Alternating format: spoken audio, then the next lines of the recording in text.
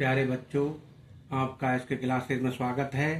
Subject math, class 10th, chapter 10 यानी कि प्रश्नावली 10 वृत्त सर्किल से संबंधित है।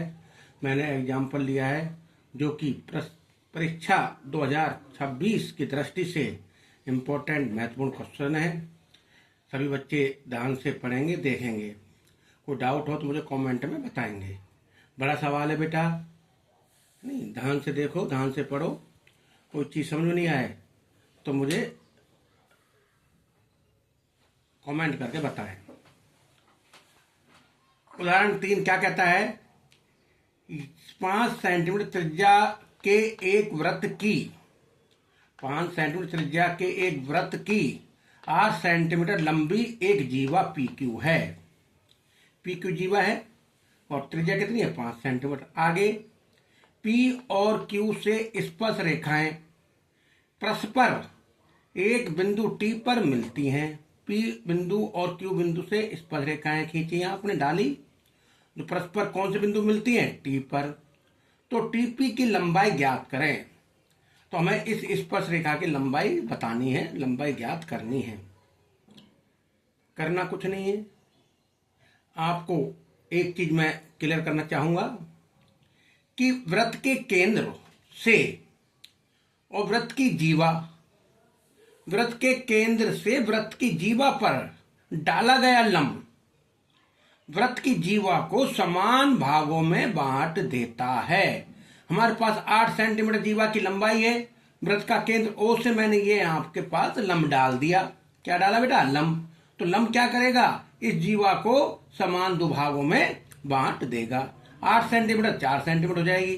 10 सेंटीमीटर होती तो 5-5 हो जाती। 16 सेंटीमीटर होती तो 8-8 हो जाती। 20 सेंटीमीटर होती तो 10-10 सेंटीमीटर हो जाती।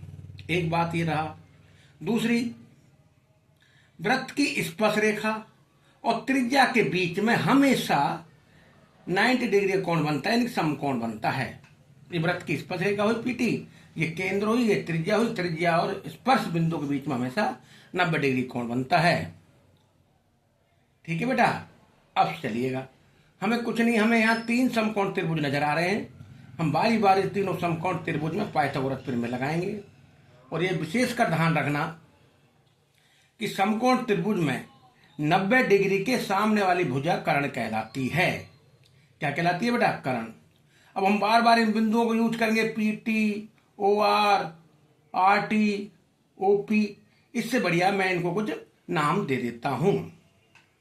मैं मान लूंगा बेटा, माना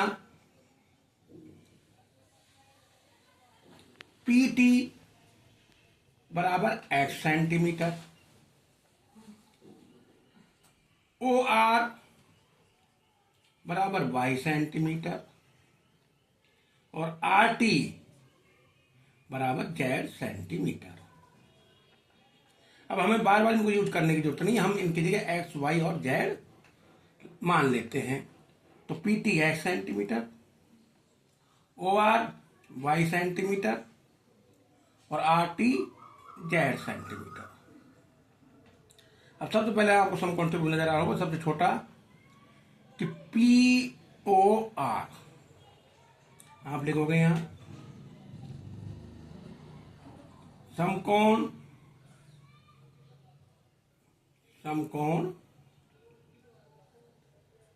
त्रिभुज POR में पाइथागोरस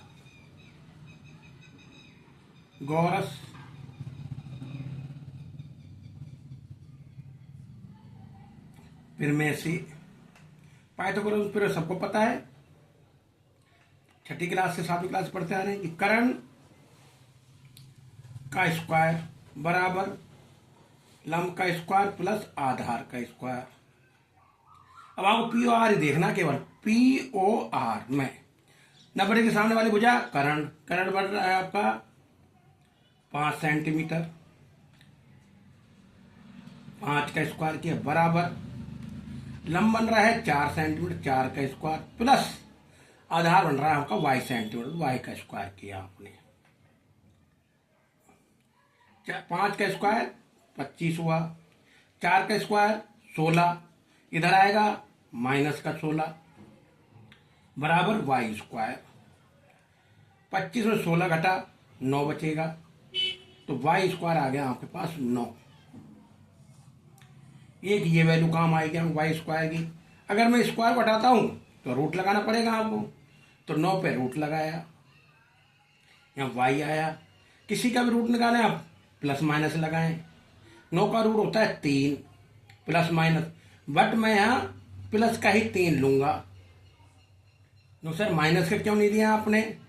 तो बेटा मैं बता दूं आपको कि लेंथ यानी लंबाई कभी भी माइनस में नहीं होती, इसलिए y बराबर 9 का रूट मैंने प्लस का 3 लिया है।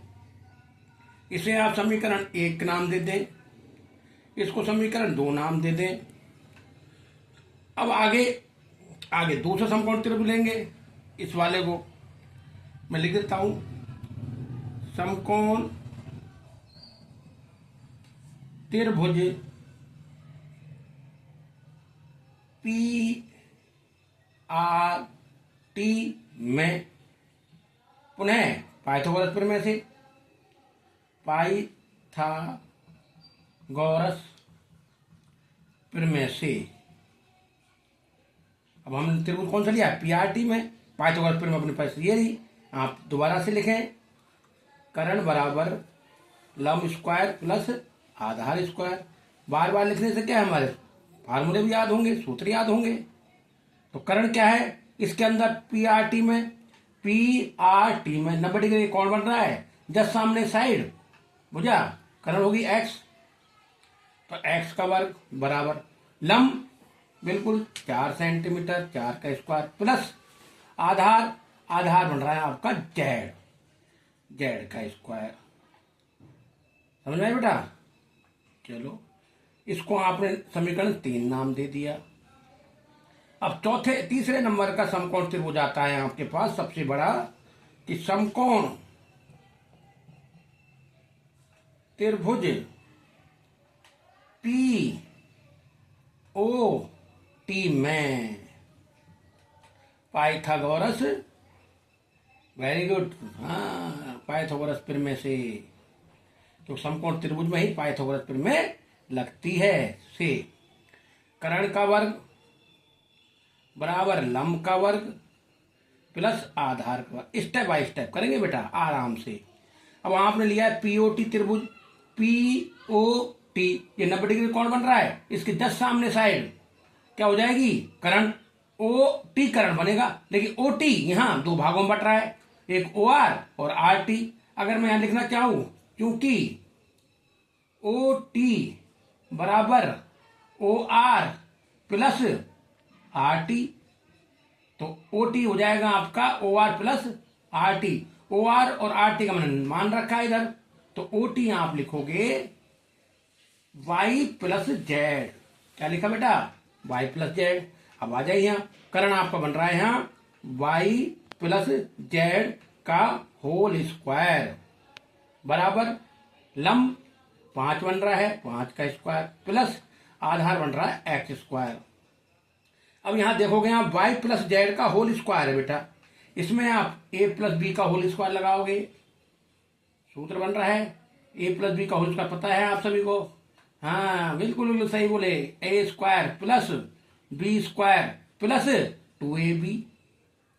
अब यहां आप देखोगे एक की जगह तो क्या है अपने पास? y है और b की जगह z है। ये इस रूप में है, हम इस रूप में इसको खोल के लिख देते हैं।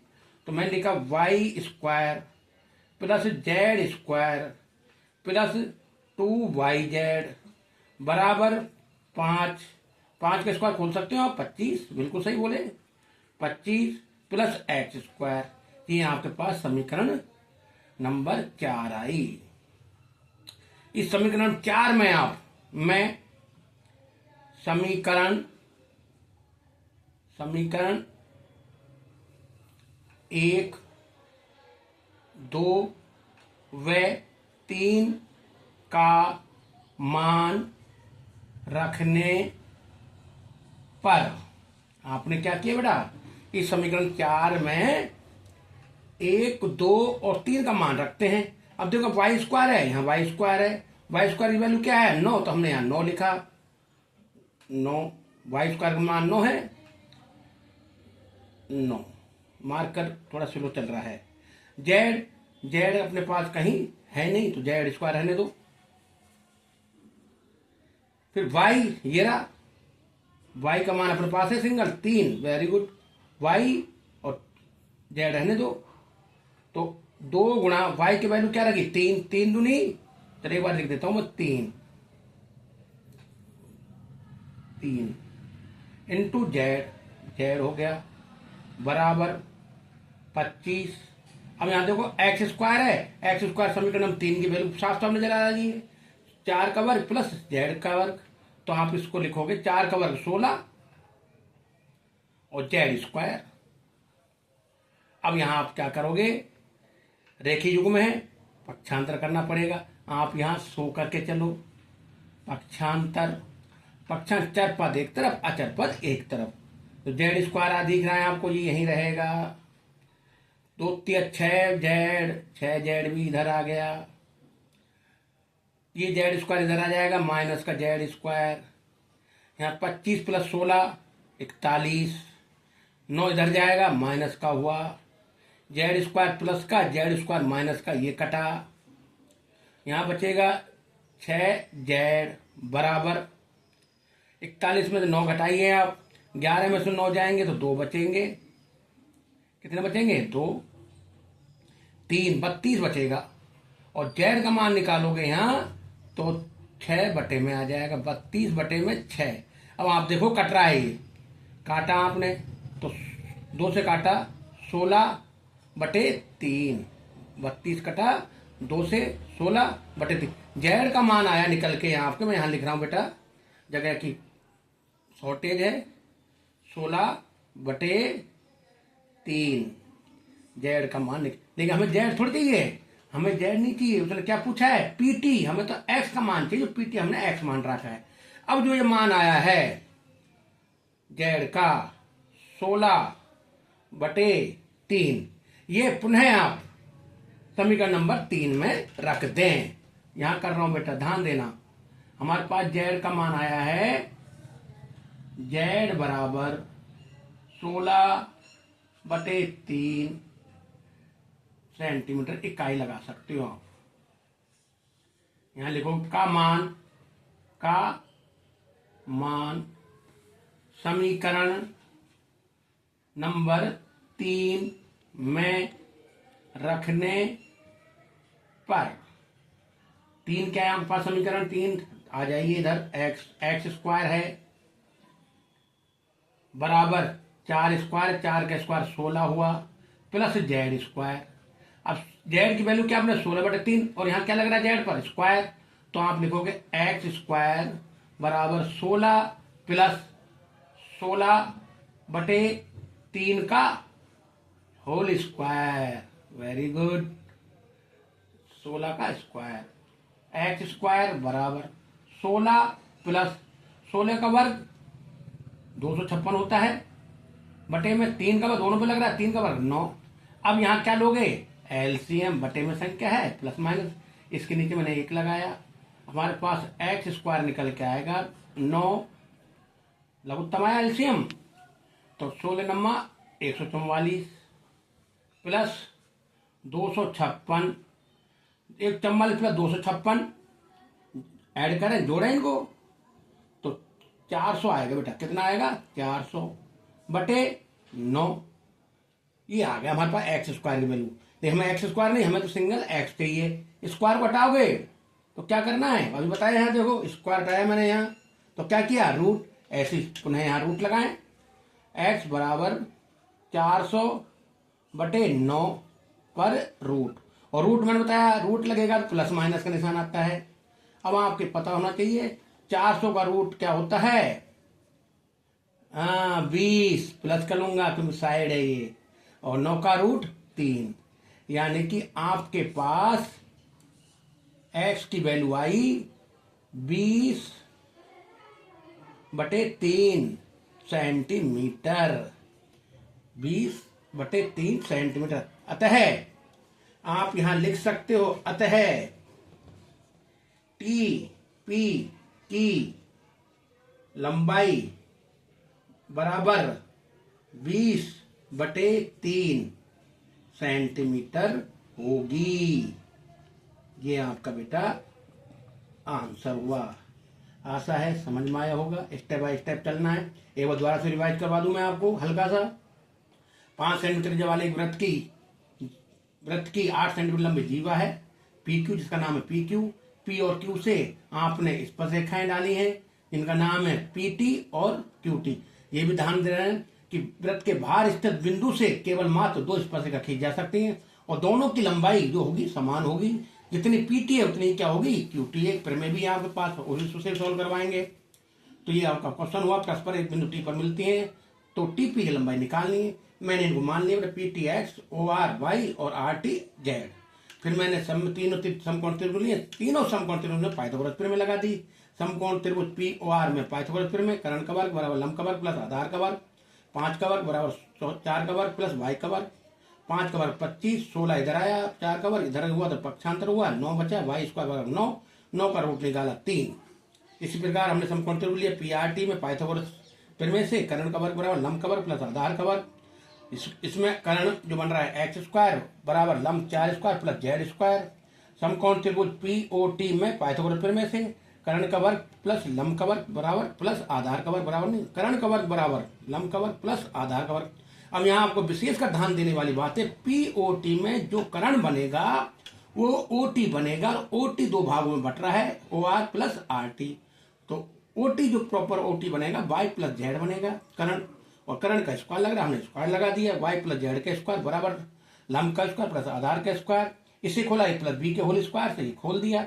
जहाँ अब मैंने समीकरण 4 है, ये समीकरण 3, ये 2, ये 4 में समीकरण 4 में समीकरण 1, 2 व 3 का मान रखने पर हमने वाई स्क्वायर की वैल्यू रखी, ये 9, जेड स्क्वायर यथावत रखा है नहीं। फिर यहाँ वाई है, वाई की वैल्यू है अपने पास 3 रखा, जेड यथावत रखा, बराबर बराबर लगा दिया, 5 का वर्ग 25 लिखा। एक्स स्क्वायर ये रहा समीकरण 3 से, 4 का स्क्वायर प्लस जेड स्क्वायर ये लिखा। इनको हमने पक्षांतर किए, जो कट रहा वो काट दिया। हमारे पास जेड की वैल्यू निकल के आई, जेड बराबर 16/3 सेंटीमीटर। जबकि हम जेड चाहिए नहीं, हमें तो एक्स का मान चाहिए। हमने इस जेड का मान, जेड में 16/3 सेंटीमीटर का मान समीकरण 3 में रखा। 3 समीकरण रखते ही हमारे पास ये कंडीशन बनी, 16 का वर्ग बटे 3 का वर्ग 256 होता है, 3 का वर्ग 9 होता है। हमने फिर एलसीएम लिया, एलसीएम लेने के बाद एलसीएम 144 प्लस 256 इनको जोड़ा, 400/9। एक्स स्क्वायर बराबर आ गया हमारे पास 400/9। तो हमने स्क्वायर बैठाया तो रूट लगाया, रूट 400 पता है हमें 20 होता है और 9 का रूट 3 होता है। प्लस का हमें लेना है, माइनस लेनी नहीं क्योंकि साइड माइनस में नहीं होती।